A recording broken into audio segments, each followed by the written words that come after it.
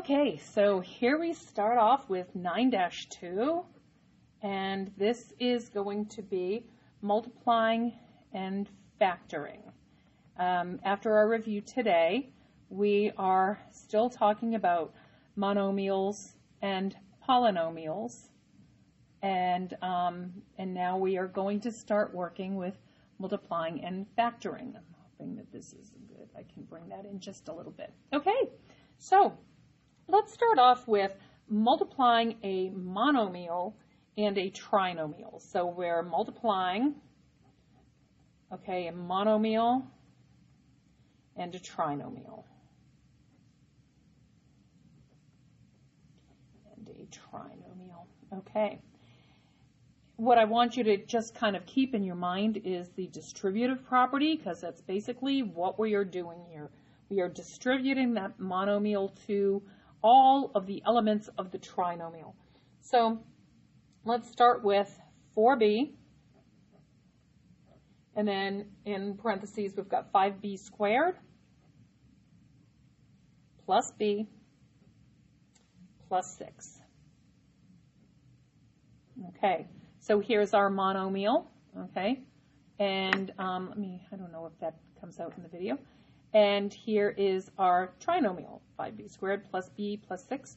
And what we are going to be doing is making sure that each element within the parentheses does get multiplied by that 4b.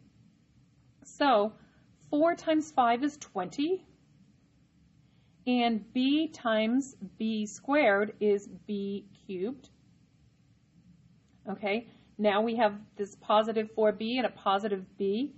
So this is going to be plus 4 times 1 is 4, and b times b is b squared. And then another positive, and 4 times 6 is 24, and b times 1, in essence, is just b, okay? So our answer comes out to 20b cubed plus 4b squared plus 24b. So pretty simple. Let's go ahead and do another one. Let's do some with negatives, because those always make us so happy. Negative 7h, and we are multiplying times 3h squared minus 8h minus 1. Okay, again, making sure that we multiply times each element within the parentheses. So negative 7 times a positive 3 is negative 21, and then h times h squared is h cubed. Negative 7 times negative 8 is positive 56, and h times h is h squared. Notice I only have to take care of the negative positive aspect of each monomial within the polynomial when I'm taking care of the coefficients. So just understanding that we only have to take care of it once. So here I have a negative 7 times a negative 1, so that gives me positive 7, and that we have that h because it's 1 times the 7h. So we have 7h. So our answer, negative 21h cubed plus 56h squared plus 7h. Okay, let's go ahead and do one more problem. So we'll do 2x, and we've got x squared minus 6x plus 5. Okay, so 2 times 1 is 2, and x times x squared is x cubed. Remember what we're doing there, prior lesson, okay, where x to the first power times x squared is x to the 1 plus 2, which is x to the third power. Okay, positive 2 times negative 6 is negative 12, and x times x is x squared. And this is 5 times the 2x, and it's all positive, so plus 10x. Okay, So pretty simple, hoping that, just thinking about it in terms of the distributive property and making sure that we do apply to each element within that parentheses. So that is quite simply the multiplying the monomial and a trinomial. Let's look now at factoring. Okay, now we are going to factor a monomial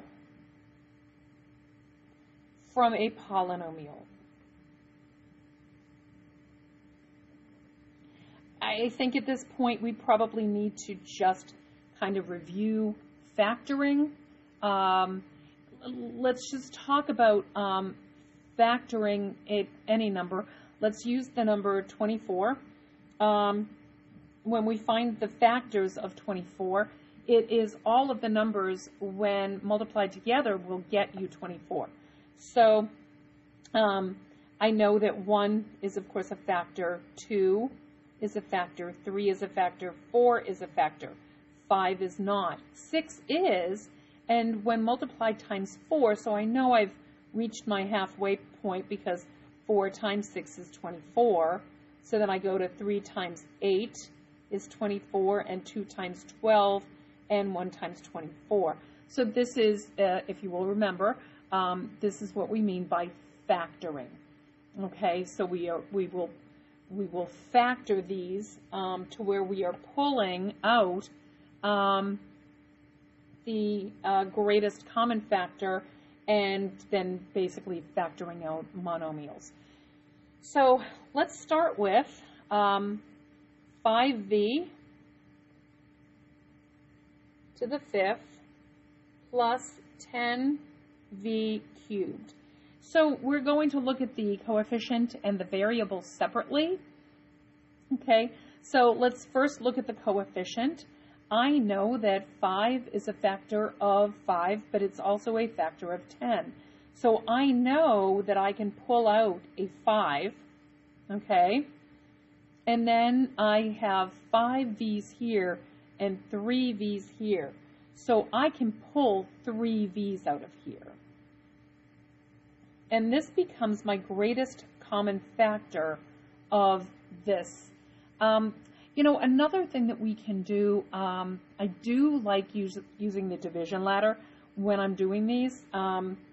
If we were to, say, use our division ladder and say I'm going to pull out a 5, leaving me with v to the 5th plus 2v cubed, and then I can see that I'm left with these v's, and I know that I can pull out my v cubed.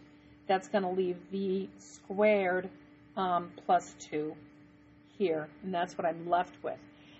Working it this way, that's going to help us a little bit when we actually pull the monomial out, because in this case, you can see what I've done. Here is my greatest common factor, little blooper there, greatest common factor. Oh no, she made a blooper. I have no questions yet. Okay, but he'll be back if he has one. Okay, so greatest common factor. So let's look at another one. Let's look at 3t squared minus 18. Okay, so now obviously this does not have a variable, so I can't pull any variables out, but 3 is a factor of both 3 and 18. So my GCF here is, in fact, just 3. Okay, now, once again, I can actually see what my factoring is. When I pull that 3 out, I'm left with t squared minus 6. Okay, so kind of putting all of these things together, I can say that this would be 3 times t squared minus 6 when I'm actually factoring this.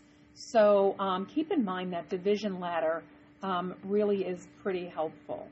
Okay, so let's look at a trinomial and pulling out a greatest common factor from that, we've got 4b cubed minus 2b squared minus 6b.